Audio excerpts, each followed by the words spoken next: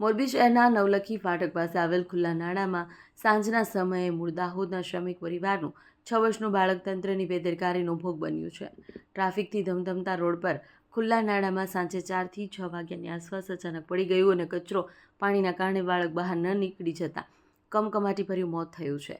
શરૂઆતમાં બાળકના પિતાએ બાળકની શોધખોળ કરી, પરંતુ ઘરે કે રસ્તામાં ક્યાંય જોવા ન મળતા આસપાસના લોકોને પૂછપરછ કરી આ ઉપરાંત નજીક ફાટકના સીસીટીવી તપાસ કરતા બાળક દુકાન તરફ જઈ રહ્યો હતો, પરંતુ ત્યાંથી પરત ન ફરતા રસ્તામાં આવેલા કુંડીમાં બાળક પડી ગયું હોવાની આશંકાના આધારે બાળકના પિતાએ કુંડીની તપાસણી કરતા તેમાંથી મૃતદેહ મળી આવ્યો, જે બાદ તેને સિવિલ હોસ્પિટલે ખસેડવામાં આવ્યો। ફરજ પરના તબીબે બાળકને મૃત જાહેર કર્યો। પ્રાથમિક તપાસમાં બાળકનું નામ રવિ સન્ના નાયક, ઉંમર વર્ષ 6 હોવાનું જાણવા મળ્યું છે। અહેવાલમાં ન્યૂઝ સોલંકી હિમાંશુ, મોરબી। क्या ना तो તમે धानपुर तालुको जिल्लो दाहोद લીંબડી મેંદરી ગામ અમારું।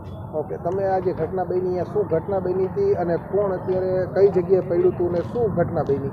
નવલખી રોડ હાઈવે ખરો ને, નવલખી રોડ એની બાજુમાં રેલવે ફાટકની બાજુમાં કુંડી છે જે નગરપાલિકાની, એમાં બે બાજુ સંતર છે, બે બાજુ સંતર નથી।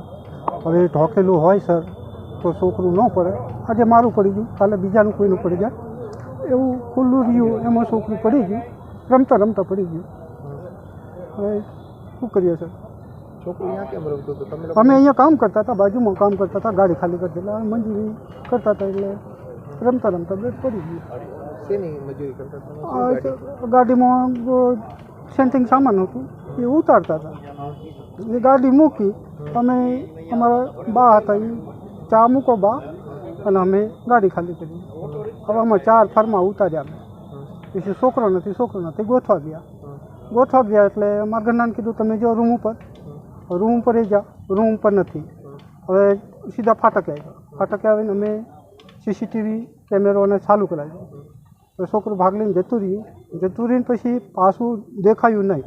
મારા ઘરના બસ સ્ટેન્ડે ફરી આવ્યા, તે બધા જોઈ આવ્યા, હું બાજુ પુલ સુધી ગયો, નહીં જડ્યું, એટલે પછી ત્યાં મને એમ થયું કે આ કુંડીમાં જ ગળી ગયું છે, એટલે કુંડીમાં ફરીયો ટેકો બાંધીને ફરીયો નાખ્યો ઓંકો વાળે, એટલે ટેકામાં અંદર ભીડાઈ ઉપર આવી, એટલે ઉપર કાઢી મારા હાથે 2-3 ભાઈ હતા, એમને બિચારી બહુ મદદ કરી મારી ગટરમાંથી કાઢવા।